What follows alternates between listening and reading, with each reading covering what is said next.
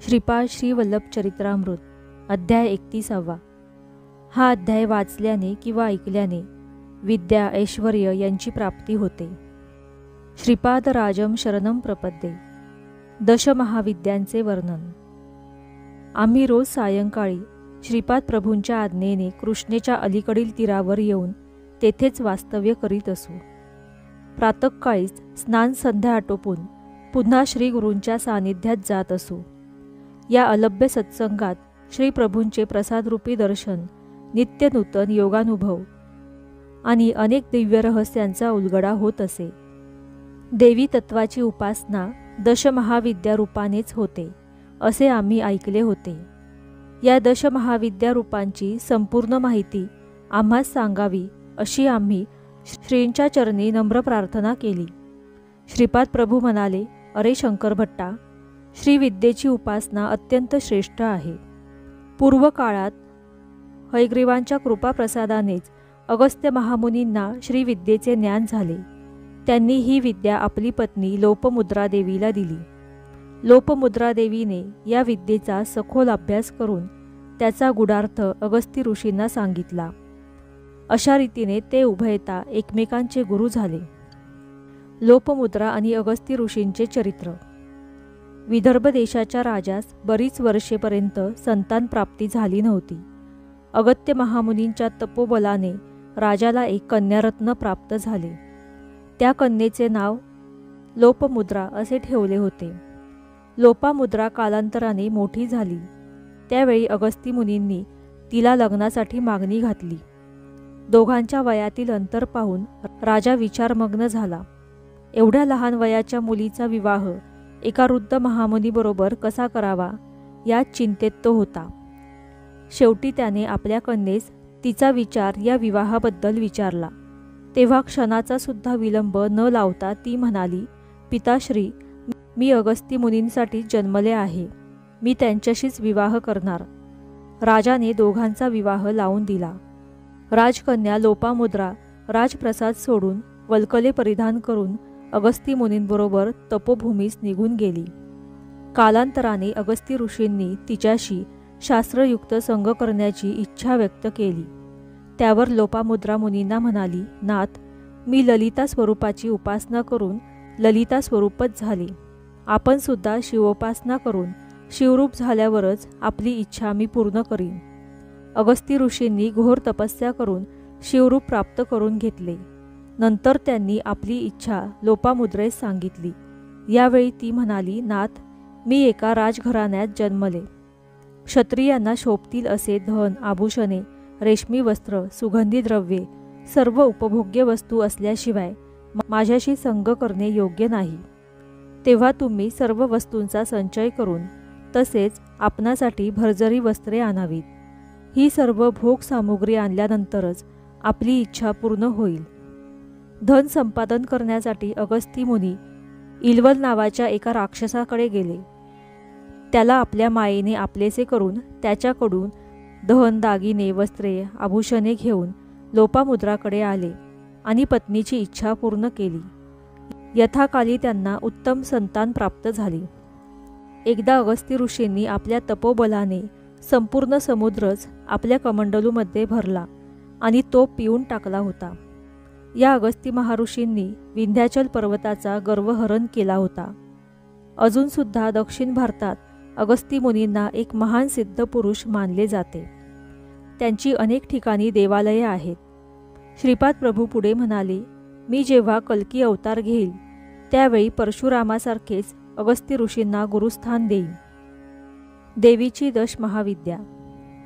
श्रीपाद प्रभू पुढे म्हणाले, काली हे दशमहाविद्येतील प्रथम रूप आहे. महाकाली ही समस्त विद्यांची आदिदेवता आहे. तिच्या विद्यामय विभूतींनाच महाविद्या असे म्हणतात. एकेकाळी हिमालयातील मातंग ऋषींच्या आश्रमात सर्व देवतांनी महामायेची स्तुती केली. त्यावेळी अंबिकेने मतंग वनिता रूपात दर्शन दिले. ती काजळासारखी काळ्या रंगाची असल्याने तिचे नाव कालिका देवी पडले. तिने शुंभ निशुंभ राक्षसांचा वध केला. तिचे रूप काळे निळे असे असल्याने तिला तारा असे नावसुद्धा आहे. कोणताही संकल्प अथवा फलीभूत न झालेली योग साधना अल्प काळात गंतव्यस्थानास पोहोचावी यासाठी कालीमातेची उपासना करतात. या साधन काळात कालीमातेच्या साधकाच्या अंगाचा भयंकर दाह होतो, तो सहन करावा लागतो. दशमहाविद्येतील दुसरे रूप तारादेवीचे आहे. ही माता मोक्षदायिनी, सर्व दुःखापासून तारण करणारी, त्यामुळे तिचे तारा हे नाव प्रख्यात झाले. या देवीस नील सरस्वती असे सुद्धा नामाभिधान आहे. भयंकर अशा विपत्तीतून भक्तांचे रक्षण करणारी असल्याने योगीजन हिची अग्रतारा रूपात आराधना करतात. वशिष्ठ महर्षींनी सुद्धा तारादेवीची उपासना केली होती. चैत्र शुद्ध नवमीच्या रात्रीस तारारात्री असे म्हणतात. दशमहाविद्येतील तिसरे रूप छिन्नमस्ता देवीचे आहे.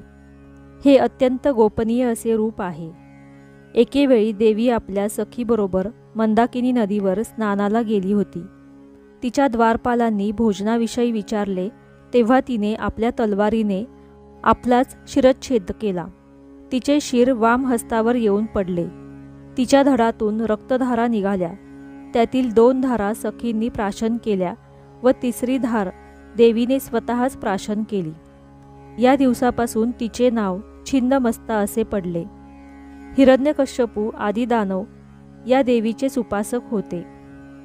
दशमहाविद्येतील चौथे रूप षोडशी महेश्वरीचे आहे. या देवीचे हृदय लोण्याप्रमाणे मऊ असून ती अत्यंत दयावान आहे. हिच्या आश्रयास आलेल्या साधकांना ज्ञानप्राप्ती त्वरित होते. विश्वातील सकल मंत्रतंत्राचे निर्माते या देवीचेच उपासक आहेत. या षोडशी महेश्वरी देवीचे वर्णन वेद श्रुतीसुद्धा करू शकले नाहीत.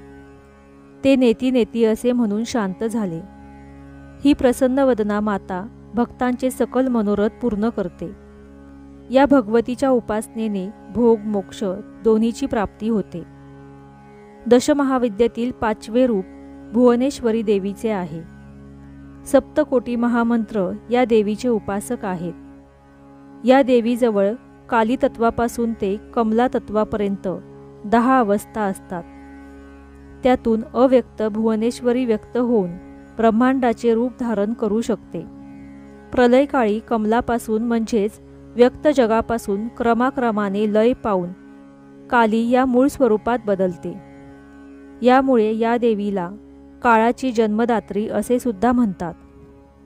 दशमहामध्ये 6वे रूप त्रिपुर भैरवीचे आहे. महाकालास शांत करू शकणाऱ्या या शक्तिरूपालाच त्रिपुर भैरवी असे म्हणतात.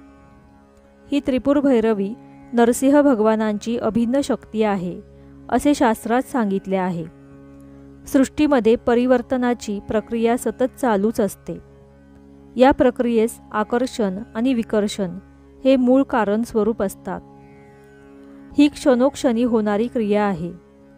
या त्रिपुर भैरवीचे रात्रीचे नाव कालरात्री आणि भैरवाचे नाव कालभैरव आहे. या दोघांच्या संयुक्त स्वरूपानेच माझा येणारा नृसिंह सरस्वती अवतार होणार आहे.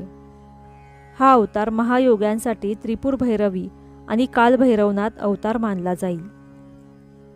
दशमहाविद्येतील 7वे रूप धूम्रावती आहे. ही धूम्रावती उग्रताराच आहे. ह्या देवीस शरण जाणाऱ्या साधकांची सारी संकटे नष्ट होऊन तिच्या कृपाप्रसादाने सकल संपदा प्राप्त होते. दशमहाविद्येतील 8वे रूप बगलामुखी देवीचे आहे. ऐहिक पारलौकिक देश समाजाचे अरिष्ट निवारणासाठी तसेच शत्रूच्या शमनासाठी या देवीची आराधना केली जाते. विष्णू भगवान परशुराम हे या देवीचे भक्त होते. श्री तिरुमला क्षेत्रातील श्री व्यंकटेश स्वामींनी या देवीची मातेच्या स्वरूपात आराधना केली होती. दशमहाविद्येतील 9व रूप मातंगी मातेचे आहे. मानवाच्या गृहस्थ जीवनास सुखी करून पुरुषार्थ सिद्धीस नेण्याची शक्ती मातंगी मातेचीच असते. या देवीला मातंग ऋषींची कन्या असे सुद्धा म्हणतात.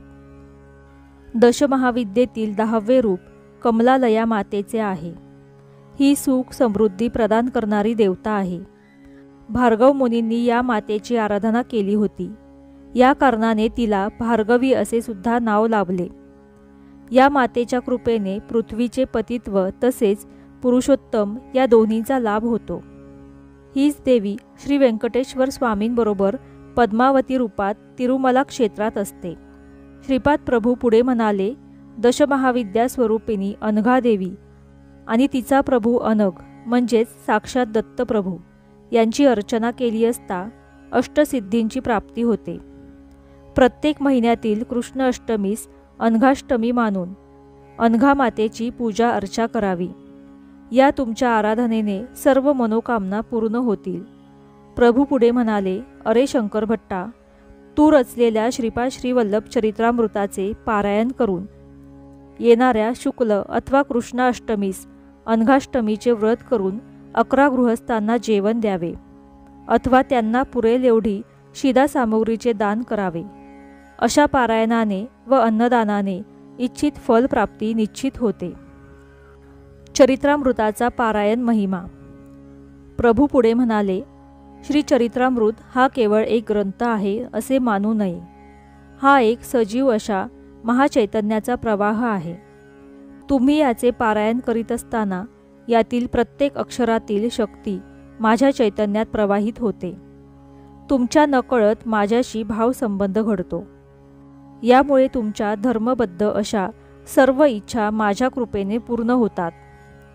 या ग्रंथराजाला तुमच्या पूजा मंदिरात म्हणजेच देवघरात नुसते ठेवले असता त्यातून शुभप्रद स्पंदने येतात. ही स्पंदने इष्टशक्तींना, दुर्दैव आणणाऱ्या शक्तींना पिटाळून टाकतात. श्रीपाद श्रीवल्लभांच्या चरित्रामृताची जाणतेपणे अथवा अजाणतेपणे निंदा केल्यास त्या निंदा करणाऱ्या व्यक्तींचे पूर्व पुण्यफल धर्मदेवता घेते आणि योग्य अशा जीवाला वाटून टाकते. अशा रीतीने श्रद्धावान गरीब भक्त भाग्यवंत होतो आणि अश्रद्धावान व्यक्ती गरीब होतो. हा अक्षर सत्य ग्रंथ आहे. याचे हा ग्रंथ स्वतः प्रमाण आहे. जिज्ञासू लोक याची परीक्षा घेऊ शकतात. मनात काही इच्छा ठेवून या ग्रंथाचे पारायण केले तरी चालते. आपले स्वतःचे जीवन शुद्ध करण्यासाठी अत्यंत श्रद्धा भक्तिभावाने या ग्रंथाचे पठण करावे किंवा श्रवण करावे. अशा रीतीने श्रीपाद श्रीवल्लभ चरित्रामृत अध्याय 31 समाप्त. श्रीपाद श्रीवल्लभांचा जय जयकार असो. श्री स्वामी समर्थ.